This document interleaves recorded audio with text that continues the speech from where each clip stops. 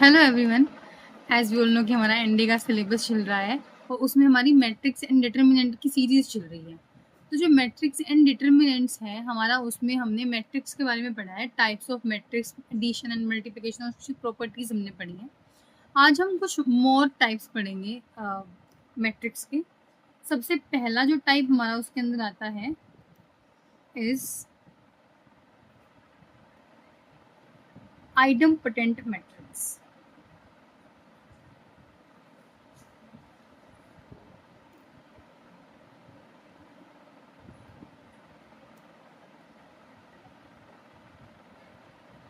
आइडम्पोटेंट matrix कैसे काम करती है? बेसिकली अगर किसी ए को मैं ए से मल्टीप्लाई कर दूं तो वो वापस ए बन जाए। कहने का मतलब कोई ए स्क्वायर ए बन जाए। जो इस तरह की मैट्रिक्स होगी उसे मैं बोलूंगी आइडम्पोटेंट मैट्रिक्स। इसको आप लिख सकते हो इसी तरह से लिख लेना, ज़्यादा कुछ डिटेल में मेंशन करने की ज़रूरत नहीं है। इसके लिए एक एग्जांपल कर लेते हैं। 2 -2 -4 -1 3 4 1 -2 ये इस तरह की एक मैट्रिक्स दी है। अगर मैं इसको इसी से मल्टीप्लाई करती हूँ, हमने मल्टीप्लिकेशन सीख ली थी, अगर मैं इसको मल्टीप्लाई करती हूँ इसी से 2 -2 -4 -1 3 4 एंड 1 -2 -3। तो आप देखो, जब मैं फर्स्ट रो फर्स्ट कॉलम ऐसे होता है ना, फर्स्ट रो फर्स्ट कॉलम, इसके अकॉर्डिंग मेरी मैट्रिक्स बनेगी 2 2 ज़ा 4 -2 एंड -4 +2 -4 4 -4 इज इक्वल टू 2। ठीक है। उसके बाद फर्स्ट रो सेकंड कॉलम 2 2 ज़ा 4 -4 -6 एंड -8 एंड दिस इज -2 -4 -1 3 4 1 -2। ठीक है। आप लोग इसको मल्टीप्लाई करके देख लेना और ये मैट्रिक्स अगेन ए बना देगी। इस तरह की जो मैट्रिक्सेस होती है उसको मैं बोलती हूँ आइडम्पोटेंट मैट्रिक्स। उसके बाद जो नेक्स्ट आती है हमारी इसके बाद is nilpotent matrix.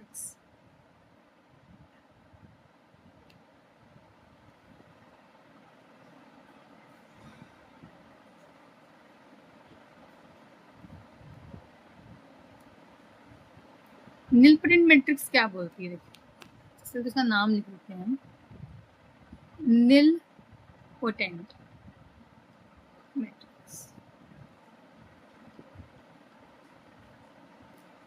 Nilpotent matrix बच्चे हमारी ए को आप ए से मल्टीप्लाई करो यानी कि ए स्क्वायर करो तो वो 0 बना दे, निल बना दे उसको। ठीक है। उस मैट्रिक्स को मैं क्या बोलूंगी? Nilpotent matrix. ऐसे ही एक हमारे पास आएगी इनवोलेटर मैट्रिक्स। मैट्रिक्स इसमें क्या होगा बच्चे? ए को जब मैं ए से मल्टीप्लाई करूंगी यानी कि ए स्क्वायर बना देगा आइडेंटिटी। ठीक है। अब मैं आपको एक क्वेश्चन देती हूँ और आप लोग मेरे को बताओगे एज अ होमवर्क कि इन तीनों में से यानी कि आइडम्पोटेंट, निलपोटेंट और इनवोलेटर में से ये कौन सी मैट्रिक्स है? मान लो कोई ए मैट्रिक्स है मेरे पास 1 1 3 5 2 6 -2 -1 -3। बताना मेरे को ये निलपोटेंट है, आइडम्पोटेंट है या इनवोलेटर है। ठीक है। आराम से बता देना। इसके बाद हम लोग एक टॉपिक पढ़ते हैं जो कि हमारे लिए अभी के लिए इम्पोर्टेंट है। Okay. Is transpose of a matrix. बहुत इजी चीज है ट्रांसपोज ऑफ मैट्रिक्स। ट्रांसपोज में क्या होता है ना बेटा, मान लो कोई मैट्रिक्स है मेरे पास 2 1 3 4। ठीक है। ये इसकी रो 1 है, ये इसकी रो 2 है, कॉलम 1 कॉलम 2। ट्रांसपोज को क्या करते हैं हम? रो को और कॉलम को आपस में इंटरचेंज कर देते हैं। ठीक है।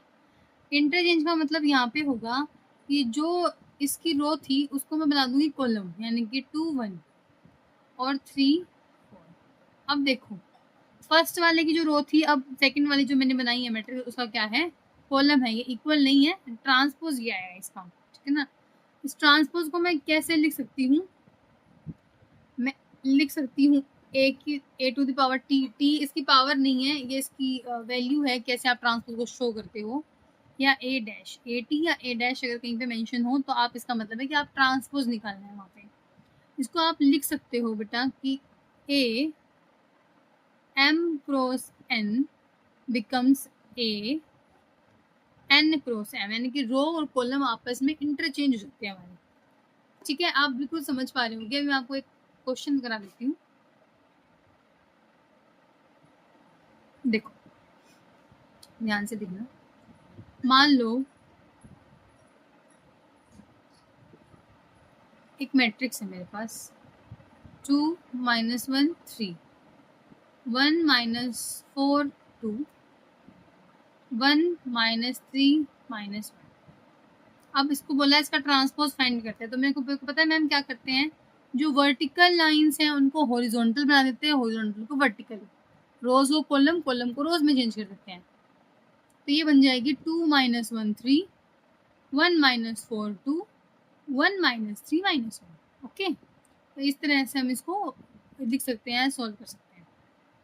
उसके बाद हम दो चीज़ें पढ़ते हैं बेटा, जिसमें सबसे पहले, चलो एक उससे पहले क्वेश्चन कर लेते हैं, उसके बाद हम इसके और टाइप्स, मोर टाइप्स पढ़ेंगे। लिख लो, if A is a matrix of order 3 cross 4 such that A dash B and B dash A both exist, then find the order of, then find the order of matrix, ठीक है। इसने बोला कि A dash B भी exist करता है, यहाँ पे बी डैश ए भी एग्जिस्ट करता है। मैट्रिक्स जो है वो मेरी 3 क्रॉस 4 की मैट्रिक्स है। तो आप मुझे बताओ कि बी की ऑर्डर क्या होगा। अब बेटा ध्यान से इस क्वेश्चन को देखते हैं। जो मेरी मैट्रिक्स ए है वो 3 क्रॉस 4 की है, ओके। जब ए डैश बी एग्जिस्ट करेगा, यानी कि जो मेरा ए डैश है ना, इसका ऑर्डर क्या होगा, 4 क्रॉस 3, राइट। और बी, जब बी ए डैश एग्जिस्ट करेगा तब बी क्या होगा, ए डैश 4 क्रॉस 3। और मल्टीप्लीकेशन एग्जिस्ट करती है, एग्जिस्ट करती है यानी कि, यानी देखो एग्जिस्ट करती है, हमको पता है ना कि लास्ट वाले का कॉलम, पहले वाले का कॉलम, दूसरे वाले की रो इक्वल होती है, यानी कि रो तो मेरे पास आ गई 3 और लास्ट वाले का कॉलम और इसकी रो सेम होती है, तो कॉलम मेरे पास आ गया 4, है ना। तो हमारे पास जो बी है उसका मैट्रिक्स का ऑर्डर क्या है बच्चे, 4 क्रॉस 3 नहीं, 3 क्रॉस 4 का क्या है मेरे पास, इसका ऑर्डर है। इस तरह से हम इस तरह के क्वेश्चन कर देंगे। उसके बाद जो हम पढ़ते हैं ना, सबसे जो मतलब इम्पोर्टेंट टाइप्स में इसके आता है, उसमें से एक हिस्सा आता है हमारा सिमेट्रिक मैट्रिक्स का।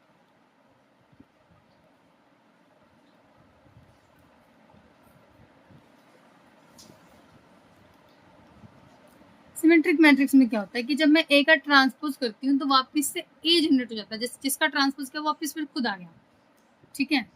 या फिर और मिल सकती हूँ मैं कि A dash is equal to A, right. इसका एग्जाम्पल कर लेते हैं। 1 2 -5 2 3 1 and 1 -5, ये एक मैट्रिक्स है। इसका ट्रांसपोज करते हैं बेटा, देखो ध्यान से। ट्रांसपोज में क्या करेंगे, रो को कॉलम बना लेंगे, रो को मैंने कॉलम बना दिया, सेकंड रो को फिर कॉलम बना रही हूँ, फिर कॉलम बना रही हूँ। बेटा देखना क्या ये दोनों सेम है, यस मैम, ट्रांसपोज इसको सेम है, तो ये बच्चे हमारी सिमेट्रिक मैट्रिक्स हो गई। सेकेंडली यानी कि row 1 is equal to column 1 and row 2 is equal to column of 2। Transpose के एक दूसरे के बिल्कुल इक्वल आता है ये, ठीक है। इसके बाद सबसे मोस्ट इम्पोर्टेंट जो कि एनडीए जिससे सबसे ज्यादा क्वेश्चन हमारा पूछता है, ठीक है, वो आती है स्क्यू सिमेट्री मैट्रिक्स। इससे बहुत अच्छे क्वेश्चन आते हैं, एक साथ 3-3 4-4 क्वेश्चन इससे पूछे जाते हैं। Skew symmetric matrix, skew symmetric कैसे काम करती है बेटा, ए का ट्रांसपोज जो है वो नेगेटिव ऑफ ए मैट्रिक्स के इक्वल आ जाता है। उसमें वो एक इक्वल आता था सेम, और माइनस ऑफ एक इक्वल आएगा। इसकी प्रॉपर्टी क्या होगी, सबसे पहले तो ये it should be a square matrix, ये स्क्वायर मैट्रिक्स से ही बनेगा। वैसे तो ट्रांसपोज जो है वो होगा, जो ये हमारा वो था सिमेट्रिक था, वो भी स्क्वायर मैट्रिक्स का होता है, लेकिन स्क्यू सिमेट्रिक जो है हमारा वो बिल्कुल स्क्वायर मैट्रिक्स का ही होगा। मोस्ट इम्पोर्टेंट है, इसमें डाल लो आप, मोस्ट इम्पोर्टेंट पार्ट है ये इस पूरे चैप्टर का। तो स्क्यू सिमेट्री का एग्जांपल करवा देती हूँ मैं आपको। 0 5 -5 0। जब मैं इसको रो कॉलम में चेंज करूंगी, देखो सेम मैट्रिक्स आ गई है जो हमारी थी, बस नेगेटिव है। जो पॉजिटिव था वो नेगेटिव है, जो नेगेटिव था वो पॉजिटिव। मैं माइनस कॉमन निकाल दूँ अगर इसमें, ये बन गया 0 5 -5 0, ये सेम बना। इस तरह से स्क्यू सिमेट्री काम करती है। अब इसके अंदर मेरे को एक चीज दिखाई दे रही होगी, स्क्यू सिमेट्रिक मैट्रिक्स जहां भी होगी ना, उसके डायगोनल एलिमेंट्स 0 होंगे। ओके, डायगोनल एलिमेंट्स होंगे ही 0, क्योंकि जो डायगोनल एलिमेंट्स होते हैं वो अपनी जगह पे ही रहते हैं। तो अगर कुछ एलिमेंट डायगोनल पे होगा तो फिर वो स्क्यू सिमेट्री नहीं बन पाएगा ना, वो सेम एलिमेंट रह जाएगा। यानी कि मैं इसको लिख सकती हूँ यहाँ पे कि जो ए आई जे है इस मैट्रिक्स के अंदर वो माइनस ए जे आई के इक्वल होगा, ठीक है। और यहाँ पे आई नॉन जे जो होगा वहाँ पे ऐसा होगा, अगर आई इज इक्वल टू जे है, इसका मतलब वो ए आई जे इज इक्वल टू 0, ठीक है। अब एक जैसे कि अब इसके बारे में थोड़ी सी कुछ बातें हैं, पढ़ लेते हैं हम। मैं लिख देती हूँ इसको यहाँ पे, देख। if A is a square matrix,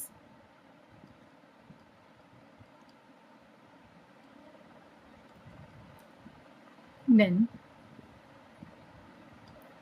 A plus A dash is symmetric. Symmetric हुआ A और A dash में, ठीक है। Similarly, A minus A dash is skew symmetric. ये बात ध्यान रखना बिल्कुल अच्छे से, ठीक है। इसके बाद मैं पढ़ती हूँ कि सिमिलरली, हाँ यहाँ पे कि ए डैश में से ए माइनस करूंगी तब भी वो स्क्यू ही होगा। ओके, इसके बाद आप अपनी मर्जी से कोई मैट्रिक्स लेके सोल्व कर लेना, ठीक है। इसके बाद मैं पढ़ती हूँ if A and B are two symmetric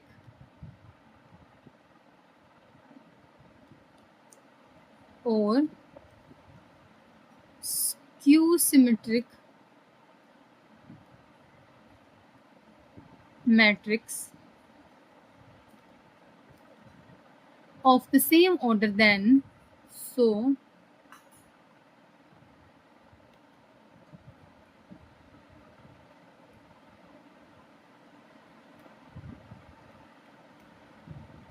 तो a प्लस बी भी क्या होगी बेटा, स्क्यू सिमेट्री ही होगी, सेम ऑर्डर की, ठीक है। इसी तरह से नेक्स्ट हम पढ़ते हैं कि इफ ए इज सिमेट्रिक और स्क्यू सिमेट्रिक, तो मैट्रिक्स है जो के है और इज अल्फा स्केलर, देन के ए इज ऑल्सो सिमेट्रिक और स्क्यू सिमेट्रिक। यानी कि समझने की बात है, देखो कि भाई अगर कोई सिमेट्रिक मैट्रिक है मेरे पास या skew symmetric,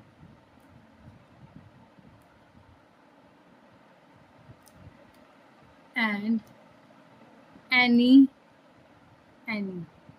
scalar k is multiplied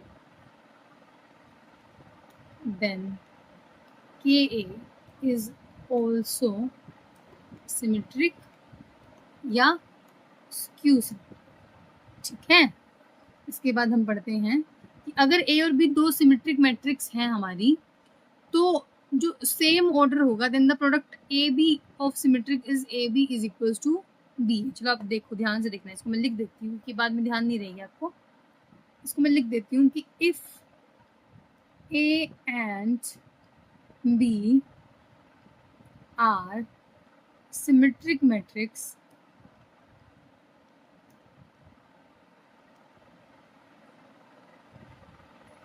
of the same order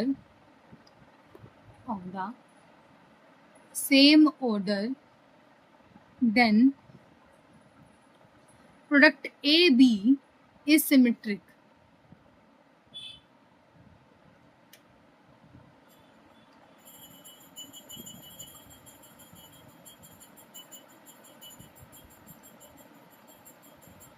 And AB is also equals to B. ठीक है, ये कुछ प्रॉपर्टीज हैं, बहुत बेसिक्स हैं, लेकिन जब हम रिवीजन करते हैं तो ये चीज़ें दिमाग में रहनी ज़रूरी है। अब कोई आपको ये बता रहा था जब स्कूल में आप होते हो कि कोई बेसिक सी ट्रिग्नोमेट्री की बातें हम बात करते हैं, तो वो सब इम्पोर्टेंट रहता है, हालांकि बहुत बेसिक्स होते हैं, but they are all are important to discuss first. Okay, अब इसके बाद हम पढ़ेंगे ट्रांसपोज की कुछ प्रॉपर्टीज पढ़ लेते हैं।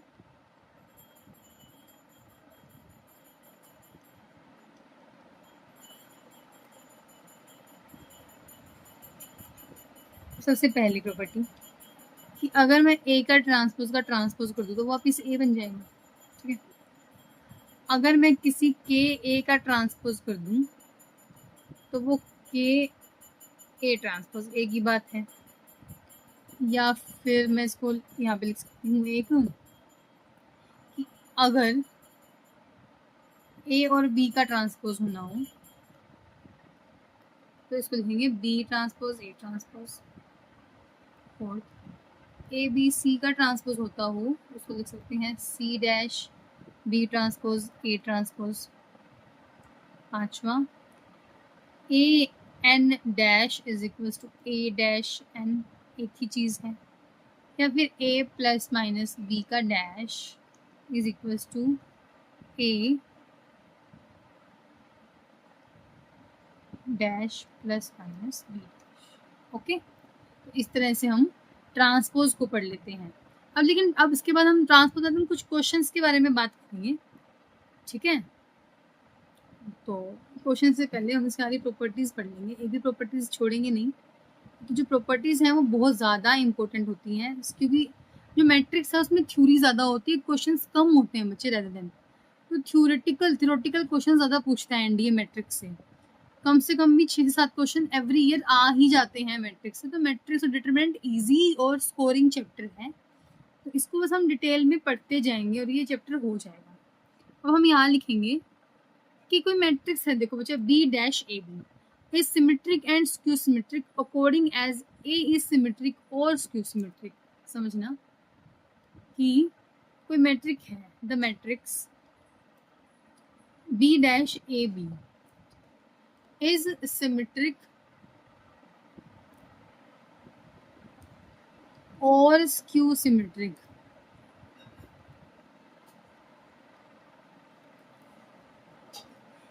according to A is symmetric or skew symmetric, ठीक है।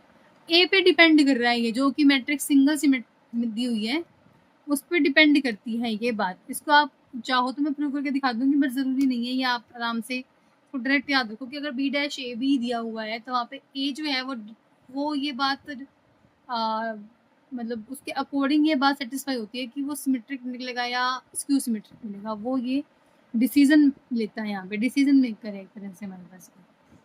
इसके बाद हम पढ़ते हैं कि देखो कि कोई मान लो मेरे पास मैट्रिक्स है, उसका मैं डिटरमिनेंट कर देती हूँ, ठीक है। तो वो एक इक्वल आता है मान लो, तो वो सिमेट्रिक है ना। और अगर ए डैश एन हो और वो ए एन के बराबर आए तो वो भी सिमेट्रिक ही हुआ। और मैंने अभी पढ़ा कि ए एन डैश ए की बात होती है तब भी वो ए एन के बराबर आ रहा है, यानी कि बेसिकली ये डिपेंड करता है ना। यहाँ मैं लिख सकती हूँ कि all positive integral powers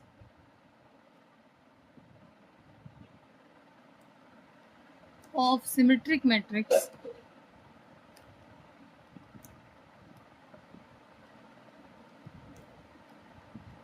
are symmetric. Okay अच्छा, इसके बाद हम क्या पढ़ते हैं? अब सिमेट्रिक के लिए पढ़ लिया तो कुछ ऐसा स्क्यू सिमेट्रिक के लिए भी होगा, है ना। इसमें क्या होगा ना बेटा, ध्यान देना आप बात में, इसको आप लिख लो बल्कि कि ऑल पॉजिटिव ओड इंटीग्रल, जो ओड इंटीग्रल पावर्स होंगी, ठीक है, odd integral powers of a skew symmetric matrix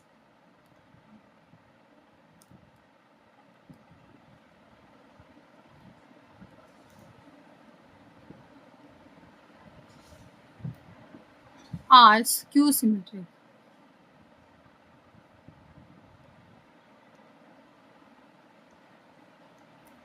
And positive even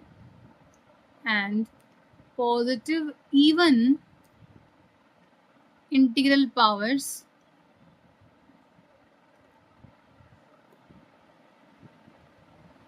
of a skew symmetric matrix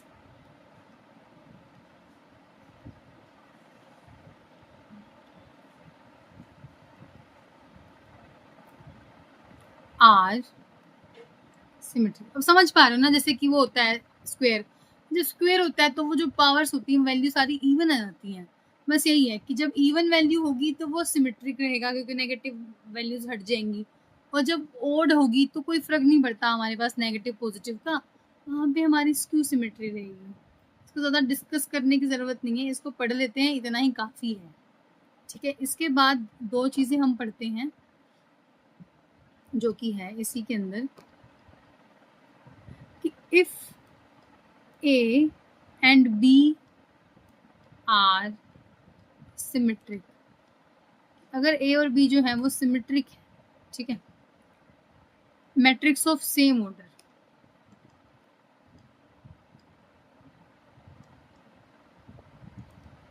then first AB minus BA is skew symmetric matrix और AB plus BA is symmetric matrix। इतना ही पढ़ेंगे हम skew symmetry और symmetry के बारे में। जैसे जैसे क्वेश्चंस आएंगे आगे तो हम देख लेंगे कैसे यूज होता है। थियोरेटिकल ज़्यादा क्वेश्चन आते हैं बच्चे इसके बारे में, ठीक है। इसके बाद मैं लिखती हूँ नया टॉपिक जो कि है ऑर्थोगोनल मैट्रिक्स। ऑर्थोगोनल मैट्रिक्स कैसी होती है कि अगर मैं ए का मल्टीप्लाई ए के ट्रांसपोज से कर दूं और आंसर आए आइडेंटिटी, या फिर ए के ट्रांसपोज का मल्टीप्लाई ए के साथ करो तब भी आंसर क्या आएगा हमारे पास, आइडेंटिटी। इस तरह से जब भी क्वेश्चन आए उसे हम बोलते हैं ऑर्थोगोनल मैट्रिक्स के, उसके ट्रांसपोज को उससे मल्टीप्लाई करने पे वो आइडेंटिटी बना देता है। इसके लिए हम एग्जाम्पल भी कर सकते हैं, एग्जाम्पल दे देती हूँ आपको। ए कोई मैट्रिक्स थी मेरे पास, cos theta minus sine theta cos theta, इसको मैं ट्रांसपोज कर दूंगी तो ये बन जाएगा cos theta minus sine theta cos theta. अब ए को ए टी से मल्टीप्लाई करेंगे तो कोस स्क्वायर थीटा बनेगा, cos square theta minus sine square, minus minus plus sine square theta. फिर first row second column cos theta sine theta minus sine theta cos theta. यहाँ बनेगा first row first column cos theta sine theta minus cos theta sine theta, यहाँ से बनेगा second row second column sine square theta plus cos theta, ये तो कट गया आपस में। Cos square plus sine square होता है 1 1 0 0, ये बन गया आइडेंटिटी मैट्रिक्स। तो इस तरह की जो मैट्रिक्स होगी उसको मैं बोलूँगी ऑर्थोगोनल मैट्रिक्स। तो इसके बारे में भी क्या बातें होती हैं कि भाई देखो, फर्स्ट कि अगर ए जो मैट्रिक्स है वो मेरी ऑर्थोगोनल है तो ए डैश भी क्या होगा, ऑर्थोगोनल होगा। ऑर्थो लिखती हूँ सिर्फ मैं। सिमिलरली आगे बढ़ते हैं कि अगर ए ऑर्थोगोनल है और बी ऑर्थोगोनल है ना, दो मैट्रिक्स है मेरे पास, ए ऑर्थो है बी भी ऑर्थो है, तो ए बी भी क्या होगी, ऑर्थोगोनल। ओके, इसके बाद में पढ़ती हूँ सिमिलरली कि बी ए भी क्या होगी बच्चे, ऑर्थोगोनल।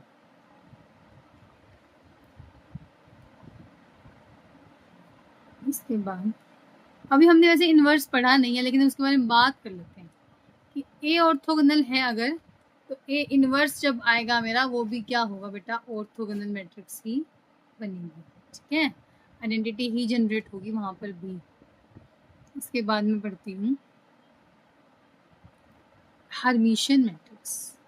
अब पता नहीं आप लोगों ने जो 12th के बच्चे अगर एक क्लासेस देखते हैं तो उन्होंने हर्मिशियन को पढ़ा है या नहीं पढ़ा है, लेकिन आपको ये पढ़ना चाहिए, इम्पोर्टेंट है बच्चे हर्मिशियन मैट्रिक्स भी।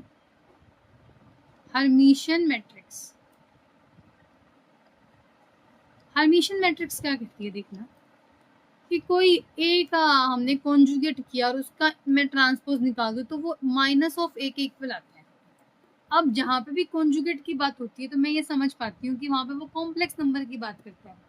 कॉम्प्लेक्स नंबर मतलब कि एक इमेजिनरी नंबर वहाँ पे एग्जिस्ट करेगा ही करेगा। ठीक है, अभी हमने कॉम्प्लेक्स पढ़ा नहीं है बट मैं इसका एग्जाम्पल आपको करवा देती हूँ, जो कि रहेगा 1 plus iota 1 plus 2 iota 2 minus iota 2 minus 2 iota. इसको हर्मिशियन निकालना है तो क्या करूँगी, कॉन्जुगेट, कॉन्जुगेट में सभी का कॉन्जुगेट हो जाएगा। कॉन्जुगेट जब भी होता है बेटा, जो हमारे पास इमेजिनरी वैल्यूज होती है उनके साइन चेंज होते हैं। 1 माइनस आयोटा हो जाएगा 2 प्लस आयोटा हो जाएगा, और 1 माइनस 2 आयोटा हो जाएगा 2 प्लस 2 आयोटा हो जाएगा। उसको मैं ट्रांसपोज निकालूंगी, मैं देख पा रही हूँ 1 minus iota minus 2 minus iota, sorry plus 2 plus iota 1 minus 2 iota,